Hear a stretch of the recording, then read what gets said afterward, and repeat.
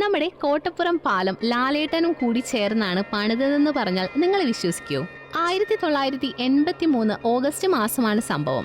NH 66 Moothakunnam Kottappuram പാലത്തിന്റെ പണി നടക്കുമ്പോഴാണ് നമ്മുടെ IV ശശി സാറിന്റെ പുതിയ ചിത്രമായ ഇനിയെങ്കിലും സിനിമയ്ക്ക് ലൊക്കേഷനായി നമ്മുടെ കോട്ടപ്പുറവും പാലം പണിയും തെരഞ്ഞെടുത്തത്.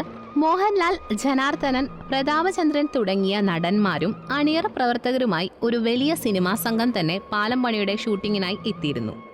പാലം പണിക്കാരിൽ പ്രധാനിയായ രവി എന്ന നമ്മുടെ ലാലേട്ടന്റെ ഉശിരൻ ഡയലോഗുകളിലാണ് ഇന്നും നമ്മുടെ കോട്ടപ്പുറം പാലം നിവർന്നു നിൽക്കുന്നത്. അന്ന് ഈ അവസരത്തിൽ ലാലേട്ടന്റെ കൂടെ പാലം പണിയിൽ ഉശിര് കാണിക്കാൻ നമ്മുടെ നാട്ടിലെ കുറച്ച് ചെറുപ്പക്കാർക്കും അവസരം കിട്ടിയിരുന്നത്രേ. അതെനിക്കറിയാം, ഞാൻ പറയുന്നത് പോലെ ചെയ്താൽ മതി. അത് പറ്റില്ല. സിമന്റ് അതിന്റെ തോന്നിന് ചേർക്കാൻ കോൺക്രീറ്റിന് ബലം ഉണ്ടാകത്തില്ല. ആഹാ, താനിങ്ങ് മാറിയെന്നെ, നീ ഇവിടെ പണിയെടുക്കണ്ട.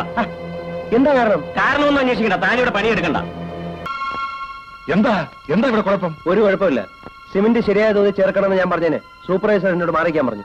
രവിയെ കൊണ്ട് ജോലി ചെയ്യിക്കുന്നില്ലെങ്കിൽ ഞങ്ങളും ജോലി ചെയ്യുന്നില്ല. വാട്ട്? എന്താണ് കുഴപ്പം? എനിക്ക് മനസ്സിലായില്ലല്ലോ. സാറ് സൂപ്രണ്ടിംഗ് എഞ്ചിനീയറാ? അപ്പൊ സാറിന് അറിയാലോ, ഇത്തരം റീഇൻഫോഴ്സ്ഡ് കോൺക്രീറ്റിന് 8 മെറ്റൽ 4 മണൽ 2 സിമന്റ് എന്ന പ്രൊപ്പോഷൽ ചേർത്തില്ലെങ്കിൽ ഫയൽ സെറ്റാവില്ല.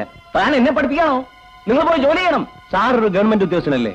കൃത്യമായി ഈ ജോലി ചെയ്യിക്കുന്നതിന് ഉത്തരവാദപ്പെട്ട നിങ്ങൾ ഇയാളുടെ ഈ കള്ളപ്പണി കൂട്ടുകേൾക്കാവും. ഇതിനാണോ സർക്കാർ നിങ്ങൾക്ക് ശമ്പളം തരുന്നത്?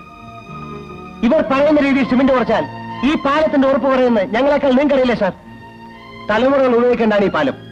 ഇതിങ്ങനെ കെട്ടിയാൽ ഇതിരിഞ്ഞു വീഴില്ലേ? ചിലപ്പോ സാറും സാറിന്റെ കുടുംബം യാത്ര ചെയ്യുമ്പോഴായിരിക്കും ഇതിരിഞ്ഞു വീഴുക. ഇനിയെങ്കിലും ഇതൊക്കെ നിർത്താം സാർ.